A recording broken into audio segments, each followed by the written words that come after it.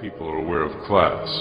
To them, society is made up of the rich, the middle, and the poor.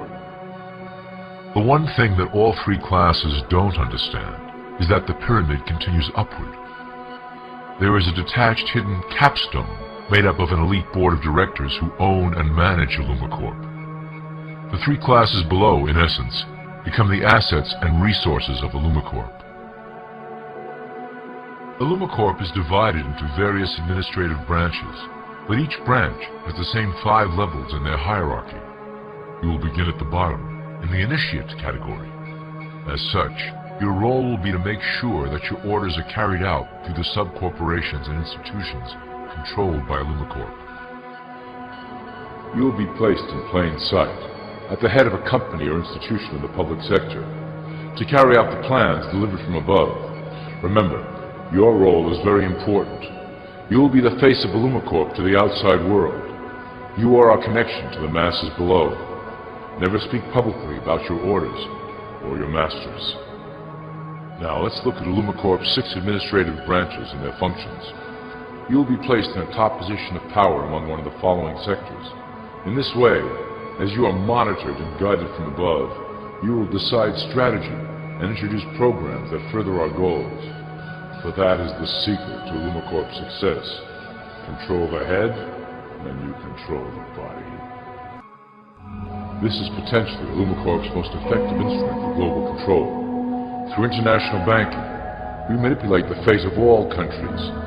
We have introduced many institutions, such as the IMF and WTO, that work in our favor to impoverish disobedient nations. Always remember, debt is a powerful weapon against countries that don't share ILLUMICORP's vision. Perhaps our greatest achievement in banking is the Federal Reserve System. It is a collection of international banks owned by ILLUMICORP members and financiers. It was created to form a centralized banking system through the Federal Reserve Act of 1913, an act that was indeed penned by some of our most esteemed members. Many of you might still assume that the government itself prints and issues the currency. That is not the case. When America needs money, they go to our boys and ask for it. The money is printed, but it is only representative of a loan. Interest accrues on that dollar until it is paid back to the Fed. In fact, the federal taxes paid by the American population go almost entirely to paying off this debt. So you see, ILLUMICORP derives a healthy amount of its operation funding directly from the debt of the public. Needless to say, this is one of our most crucial sources of funding, and one of our proudest achievements here at ILLUMICORP. Through mergers and acquisitions, we have slowly and silently bought up the majority of U.S. industry. ILLUMICORP and its members own most of the oil, transport, banking, media, food and communications industries in America and abroad. Through fewer and fewer conglomerates, we are able to effect with great precision the machinations of labor and government.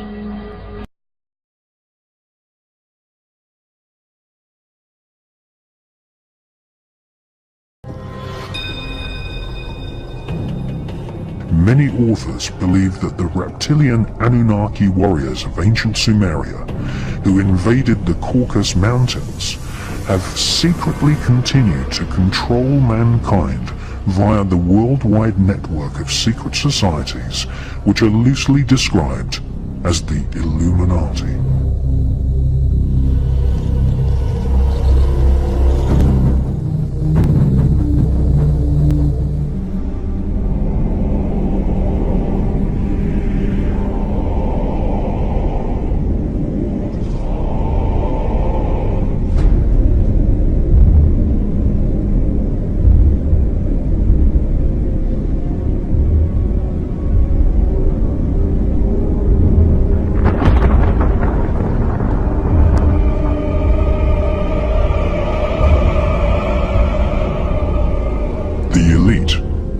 The international network of secret societies to honor and control the government and military officials who work on secret projects for the elite. In fact, the oldest secret society known to mankind was formed in ancient Babylon and is called the Brotherhood of the Snake. The ruling elite of ancient Egypt fashioned their bodies so that they resembled aliens. All over ancient Egypt, serpents, snakes, and reptiles are associated with kingship and power over the human population.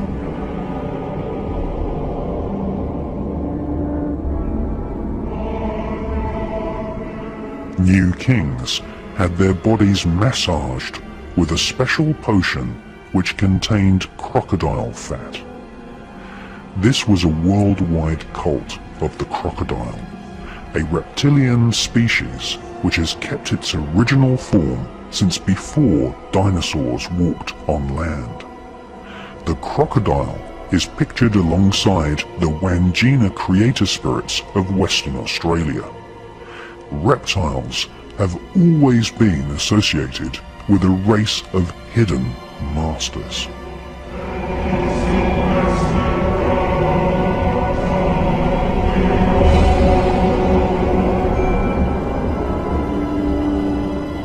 Many occult traditions which are related to the birth of Freemasonry speak of the hidden masters. Some occult historians and authors claim that a group of hidden masters control world international Freemasonry. Ancient Masonic texts suggest that these hidden masters are in actual fact alien spirits from another world. Some Masonic texts say that the secrets of how to control and influence society and politics from behind the scenes was passed to the elite of Freemasonry from a race of reptilian aliens who invaded planet Earth and landed in ancient Iraq more than 12,500 years ago.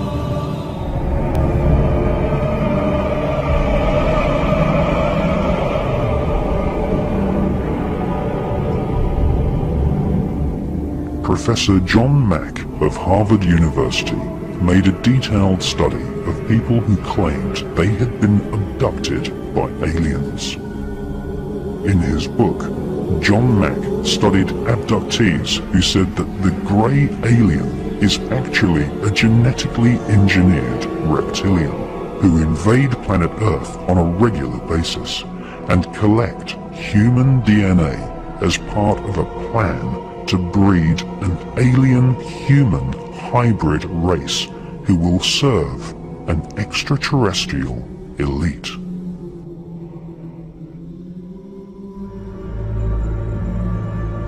According to Colonel Philip J. Corso, back-engineered alien technology is a jealously guarded secret by the rulers of mankind.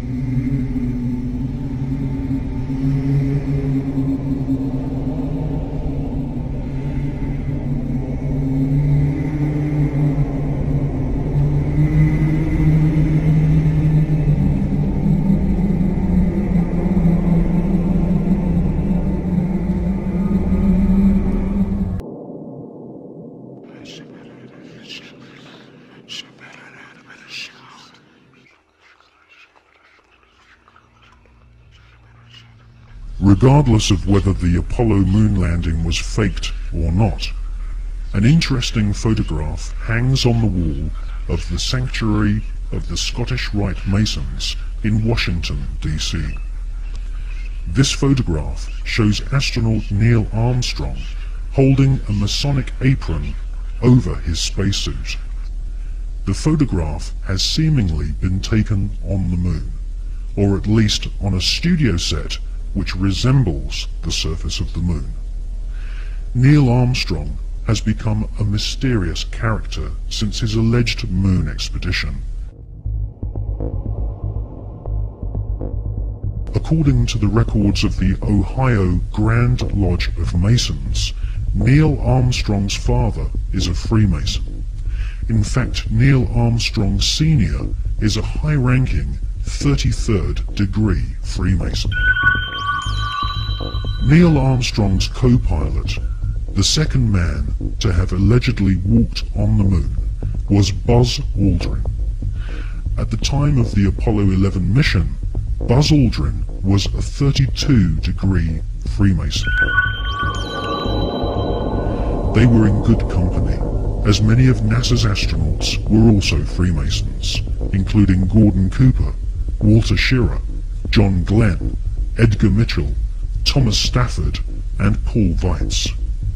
These men were all members of the Brotherhood, all sworn to keep secrets on pain of death. These astronaut Masons were under the leadership of Kenneth Kleinnecht, who was NASA's Apollo space program manager. According to an article and photograph published in the Masonic magazine Scottish Rite Journal, upon his return from the moon, Brother Buzz Aldrin presented a flag to Sovereign Grand Commander Smith, who was the Supreme Commander of the Supreme Council of 33rd degree Masons of the world. The flag Buzz Aldrin presented had been taken to the moon on Apollo 11. According to a Masonic lecture delivered at Beauverde University in 1994 by American Masonic historians, astronauts Buzz Aldrin and Neil Armstrong performed a Masonic ritual exactly 33 minutes after touchdown on the lunar surface. They temporarily planted the international flag of Scottish Rite Freemasonry, which features a large double-headed eagle. Therefore, the eagle has landed.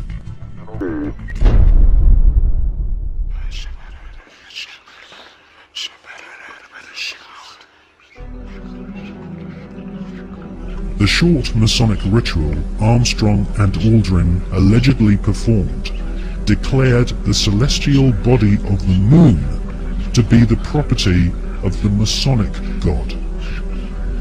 Who is the Masonic God?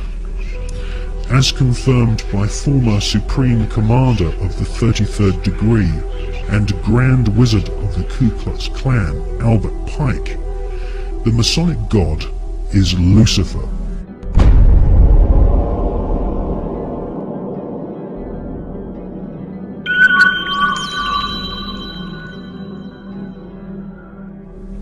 The name of NASA's space program, Apollo, according to the Holy Bible, is actually an alternative word for the devil. We can see this in the Bible as the word Apollyon. Apollyon appears as the name of Satan in the original texts of the New Testament Gospels.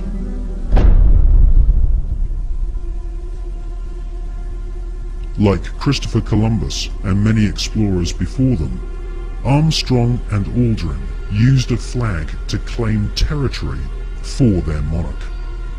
Upon their return, NASA Space Program Manager Kenneth Kleinnecht invited the Apollo crew to a secret Masonic ceremony, which saw Kleinnecht's brother be appointed to the Sovereign Grand Commander and titular head of all Scottish Rite Masons throughout the world.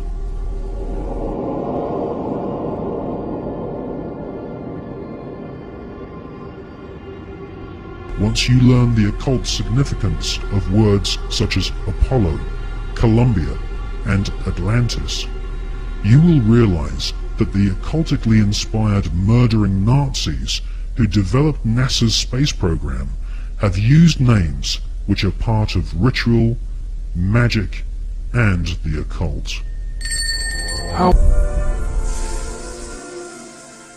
On the dark side of the moon, the secret face of our satellite planet, which only a few men in living history have ever seen, there lies a star-shaped crater called Parsons Crater, named after the rocket scientist John Parsons.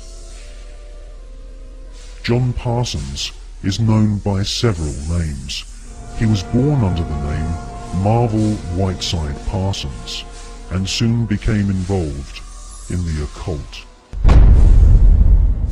Charles Taze Russell, who invented the Jehovah's Witness movement in America, predicted that the beginning of the end of the world would commence on October 2nd, 1914. On this very day, rocket scientist John Parsons, better known in occult circles as Jack Parsons, was born. A brilliant rocket engineer, Parsons soon entered into correspondence with SS Nazi officer Werner von Braun, and by the age of 13 had begun summoning evil spirits and demons using magical rituals which Parsons had learnt from British occultist Aleister Crowley. Aleister Crowley styled himself as the Beast, and Jack Parsons referred to Aleister Crowley as his father.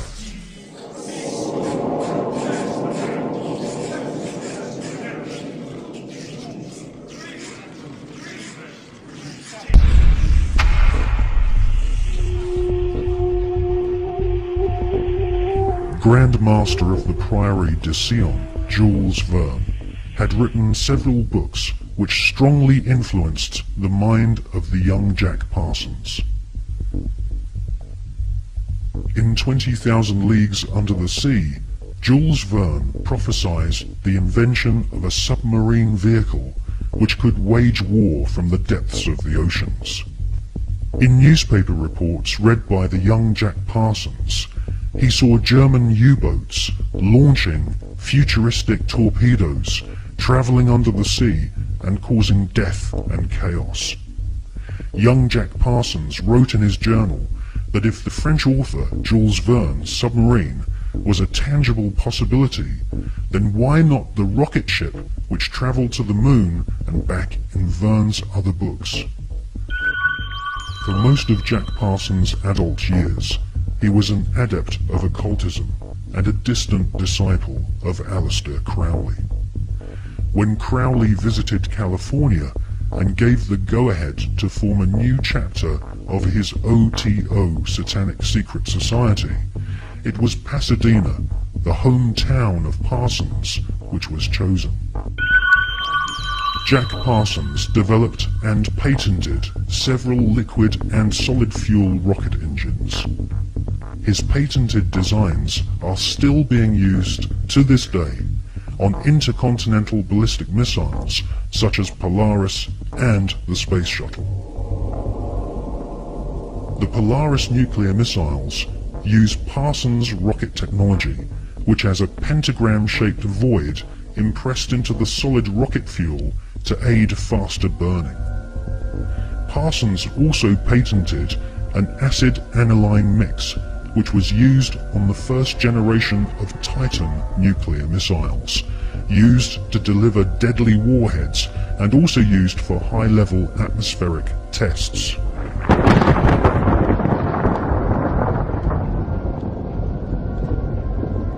Coincidentally, Jack Parsons' occult mentor, the British beast Aleister Crowley, used to often call himself the nickname Titan.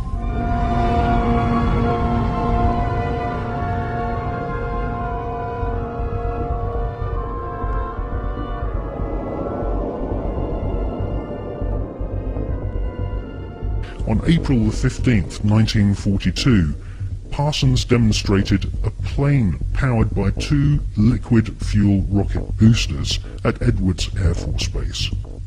The test was witnessed by Alfred Ledding, who fronted the US military's Project Sign, which investigated UFOs and helped cover up the phenomenon for decades.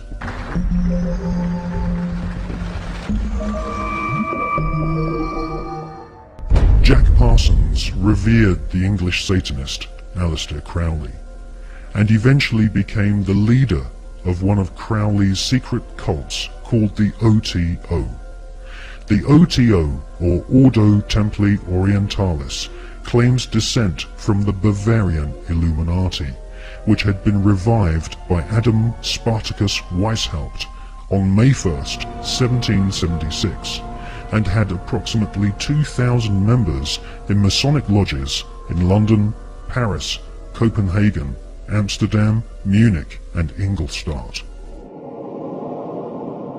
The Illuminati was essentially controlled by European, Germanic, Jewish aristocrats, who sought to replace the church, government system, and national identity of nations with an Illuminati-controlled superstate. The Illuminati was eventually outlawed in Europe, and the founders fled to America. They then fragmented their maverick secret society into fraternities operating from the campuses of Yale, Harvard, and Princeton.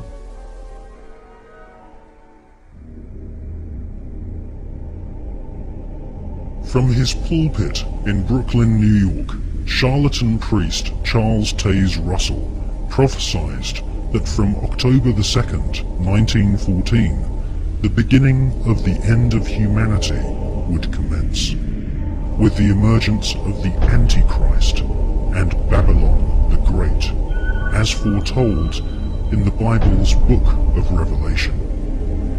Jack Parsons, born on that prophetic day, would later attempt to invoke the incarnation of Babylon and also sign an oath stating that he was indeed the Antichrist.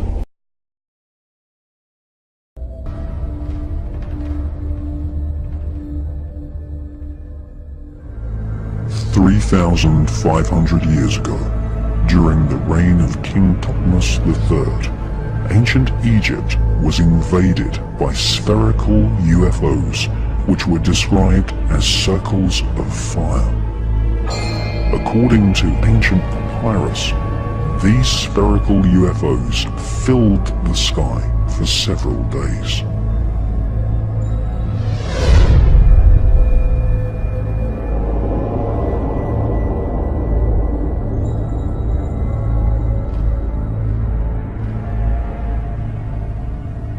In his fascinating book, British author Matthew Deleuze shows photos of strange alien reptiles, some with the bodies of apes and heads of lizards. These can be found on the walls of the Temple of Hathor at Dendera in Egypt. Here we see reptilian humanoid creatures alongside pharaohs and bird-headed beings.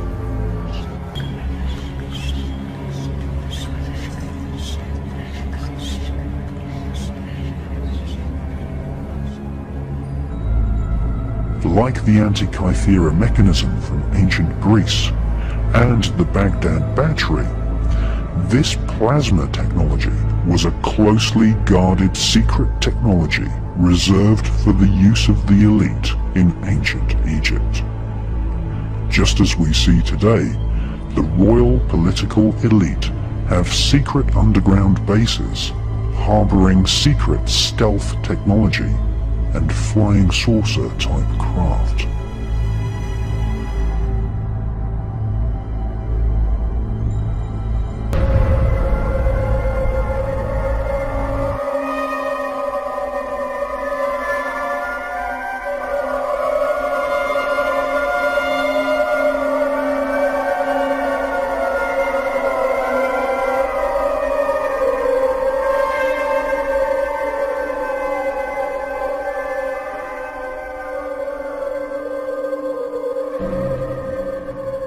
More ancient than the Mayan kingdoms of Central America, older than ancient Greece, and predating the pharaonic dynasties of Egypt, the Sumerian Empire was formed more than 6,000 years ago, stretching from the Indus Valley region in Pakistan to the capital called Uruk.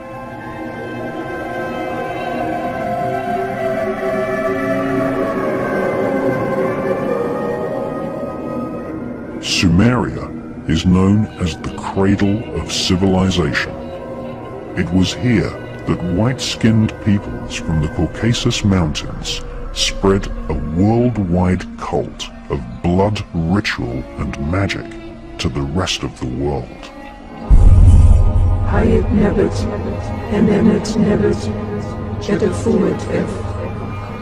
Awet F. Haset, Semahu and Sanut.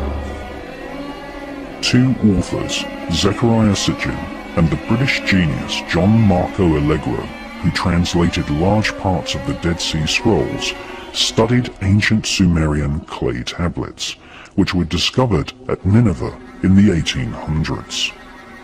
These clay tablets told the history of the Sumerian Empire, an empire which was formed by invading aliens called the Anunnaki.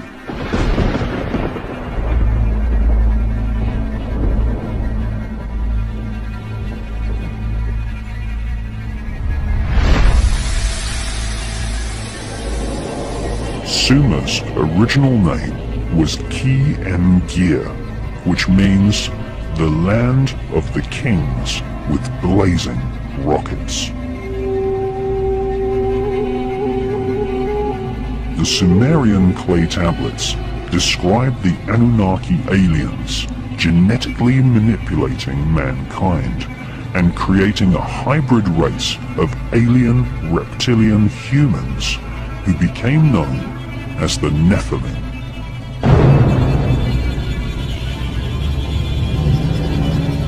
The Nephilim are also known as the Elohim in the Bible. This was a genetically created race of rulers which had their human DNA mixed with that of the invading Anunnaki aliens. References to this race of alien hybrid rulers can be found in ancient texts from around the planet. The hybrid alien-human rulers became known as the Zazumin, Rephaim, and the Anakim.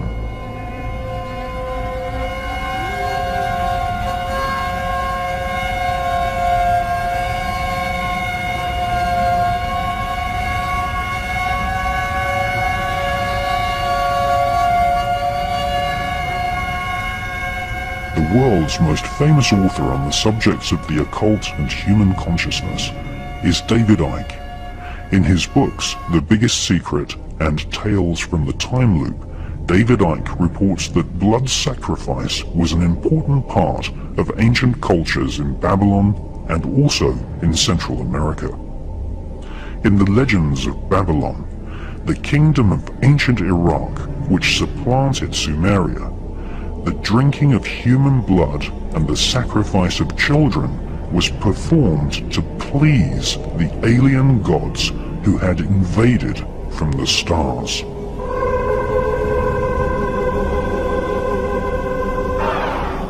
The ancient ruling elite believed that drinking human blood allowed them to absorb human DNA from their ancestors.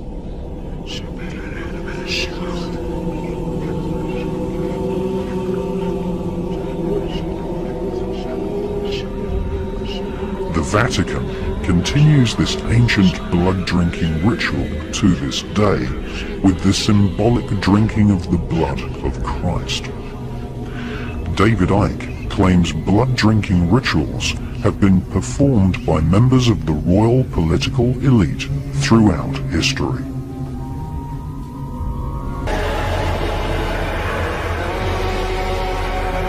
The archaeological record tells us that alien beings have invaded planet Earth many, many times.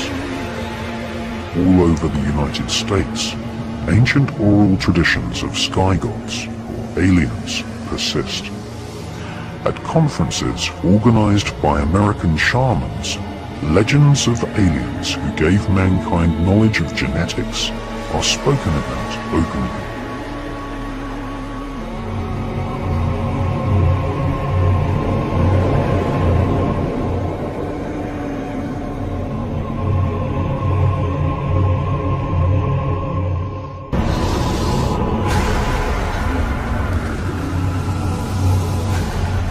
shaman elders speak of beings from the stars called the Bacti, who invaded planet Earth before even dinosaurs existed.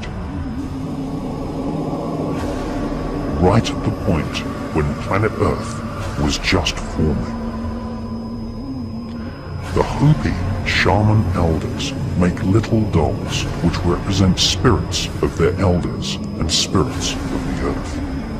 They also make dolls which represent the spirits of the star gods. These dolls are called kachinas.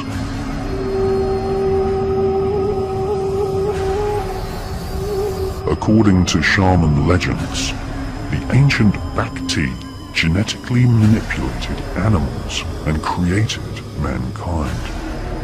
The Bacti aliens told early man that they were here to control the development of civilization, and that there were many other aliens who wanted to invade planet Earth.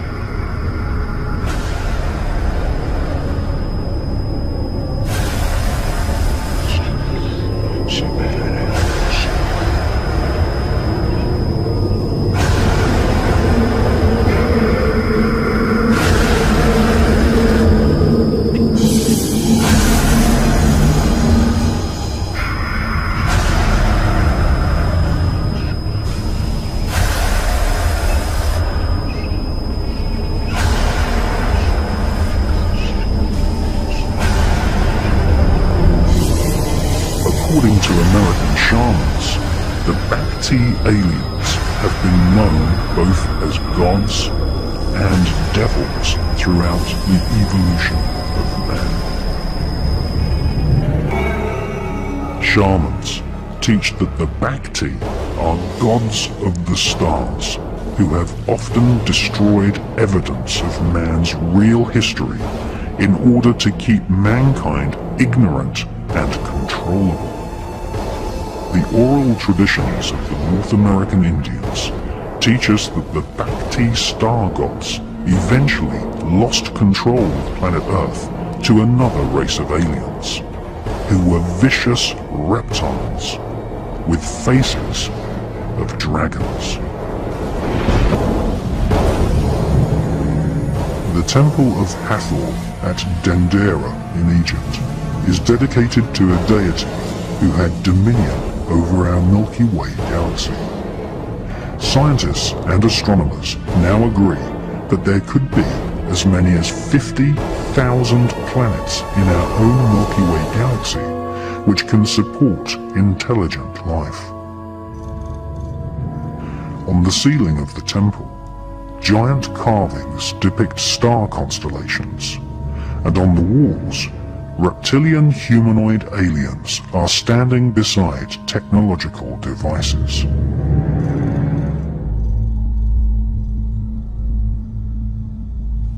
Lizards can be clearly seen standing upright alongside the royal elite of ancient Egypt. Another common feature is the erectile serpent. This emblem is known as the Uranus. All the pharaohs wore cobra-shaped headdress featuring serpents and also vultures. All dinosaurs had reptilian genes.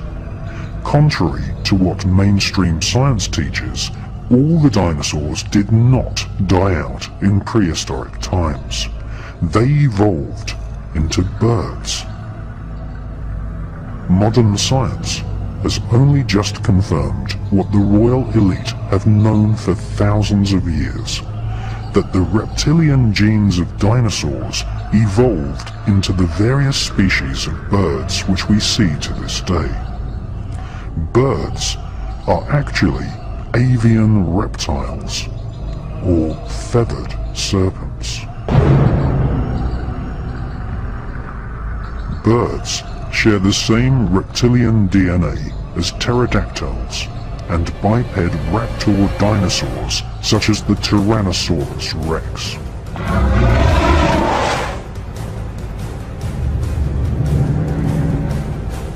Images of gods from the stars, symbolized by feathered serpents, can be found all over planet Earth. In ancient Mexico, there was a god king known as Quetzalcoatl.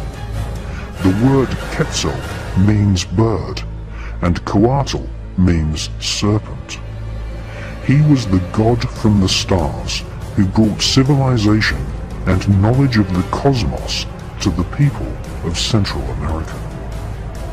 Ancient texts from Yucatan, known as the Chilam Balam, tell us that the first inhabitants of the region were called the Chanas people, which means people of the serpent. They were ruled by a king called Itzamna. The word Itzam means lizard, and he is depicted as being half human and half serpent, just like the reptilian figures seen on the walls of the Temple of Hathor in Egypt.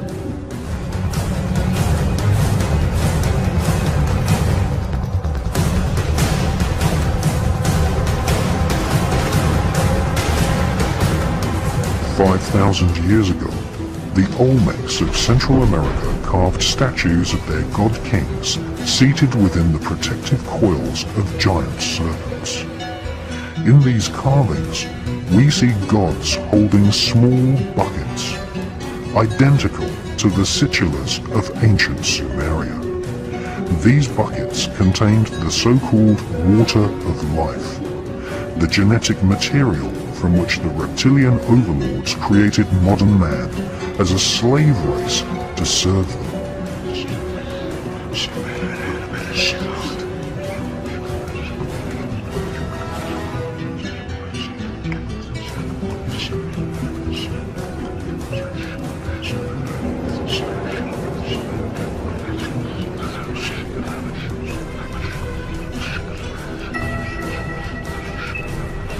In North America, at Sago Canyon in Utah, we again see erectile serpents flanking star beings.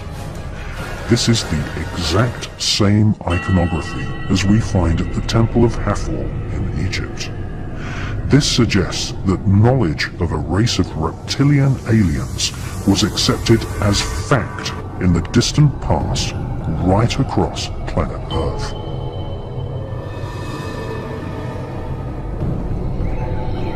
Perhaps the most ancient of all Chinese texts is the mysterious Yi King, which describes how humans were genetically modified by a goddess known as Nu Kua. She was a reptilian, whose descendants became the emperors of China.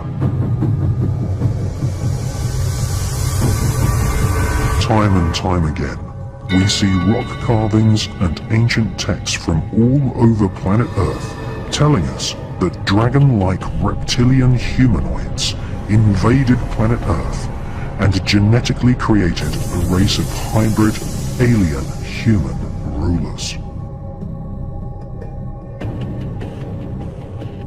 There's a thing out there, and you've read it in Life magazine, you've seen the front cover of the NASA SETI program. I mean, you've seen the big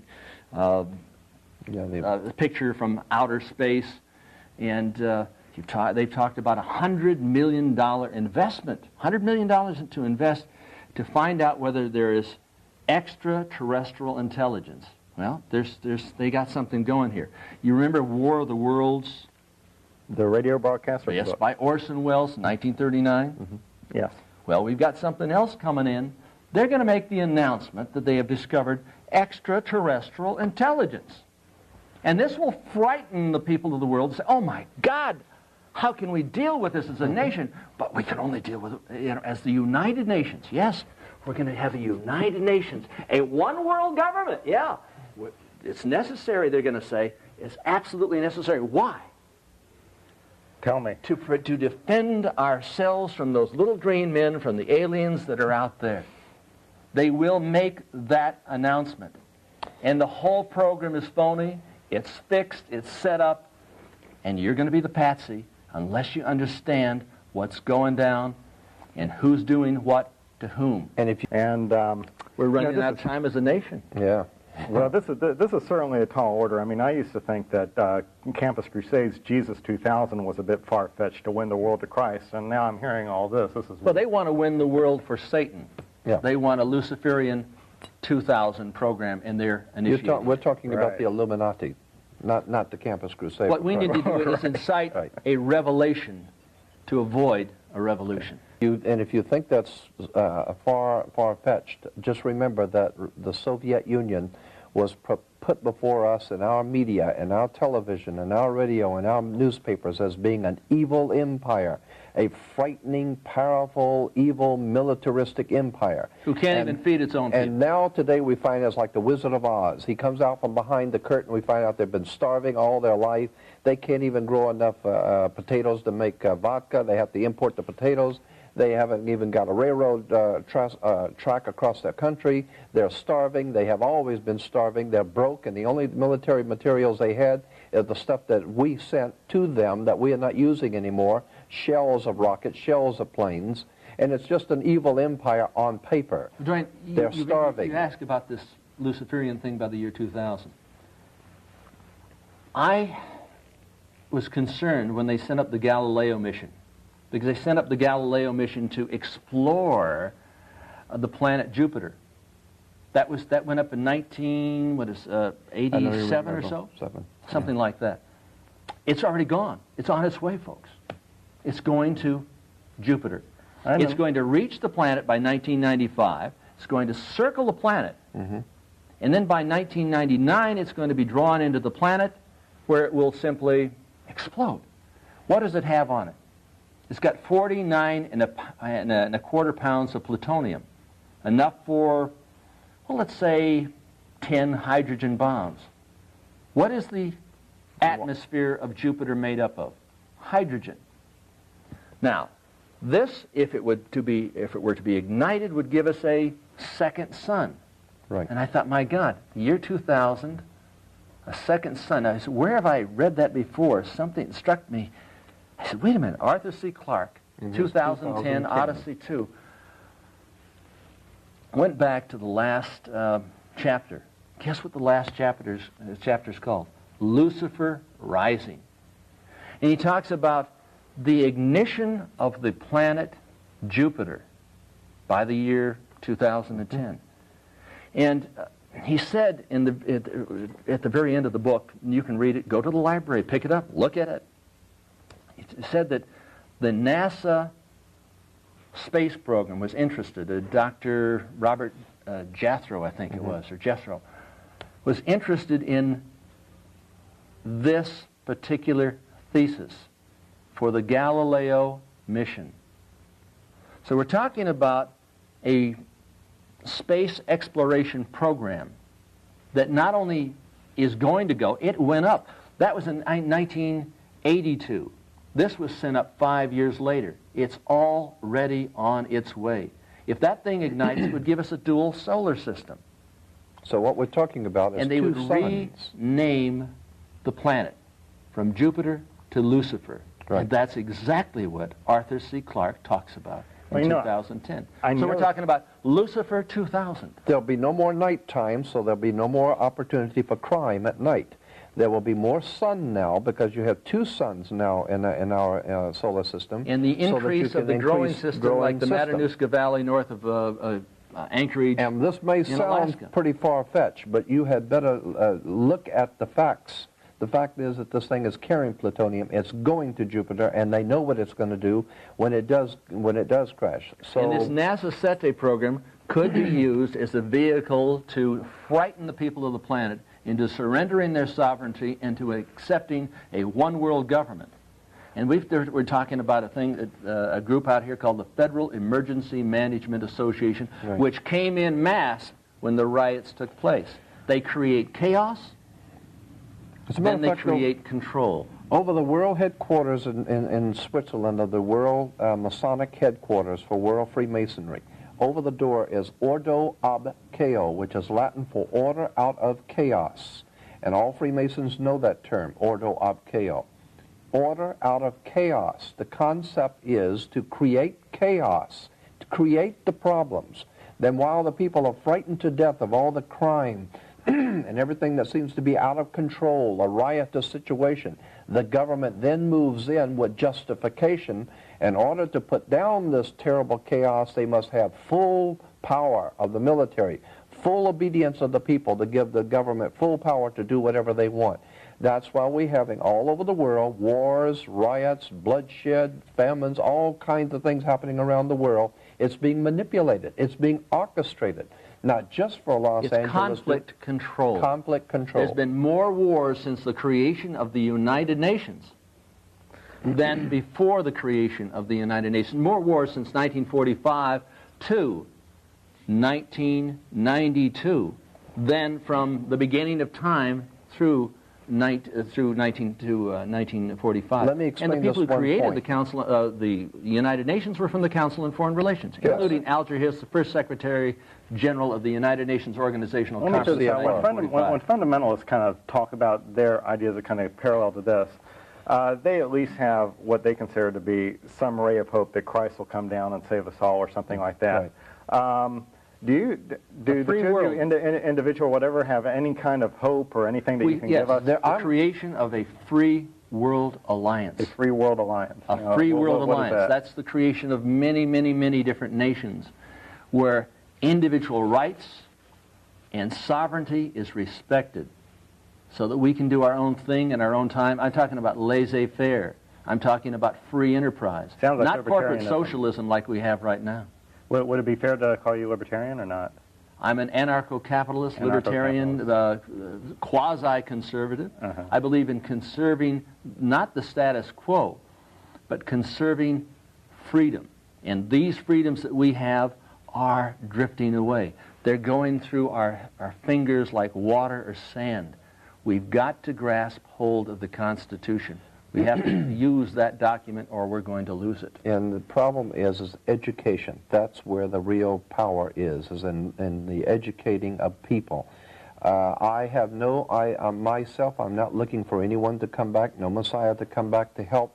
I'm not looking to any of this. My belief is that knowledge is the thing that's needed. People need to wake up and discover who is running their government, what the symbols of government mean, what these emblems mean. When they see the national coat of arms, the flags, the emblems, the seals, the symbols, all of these things mean something. Educate yourself. Find out where it came from.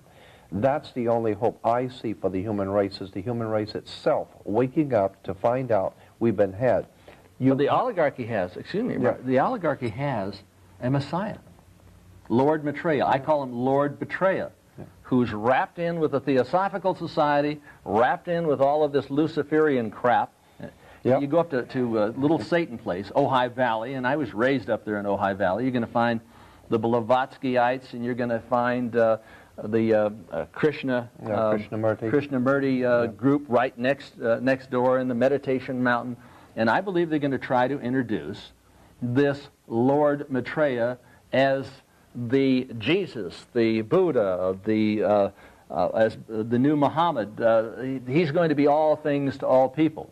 And they're going to be talking about a global government. And we have to unify. We have to dissolve all of our differences and sort of come into one amalgamated, homogenized group. Let me also bring out that Adam Weishaupt in his writings talked about if a group wanted to take over the world, and which would be a totally impossible mission.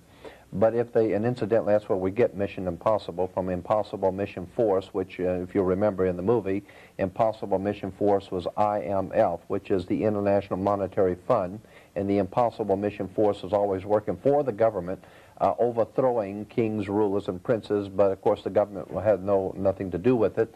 And they were the bad guys, Yeah, and the one world oligarchies are the good guys, of course. Yeah, and then, television has been doing this for years. Then they have movies like Get Smart.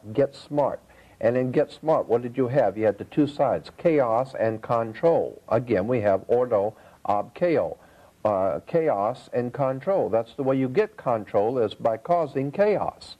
It's Hegelian politics. Hegelian dialectics. The illusionary right, the Nazis, National Socialists, and the communists.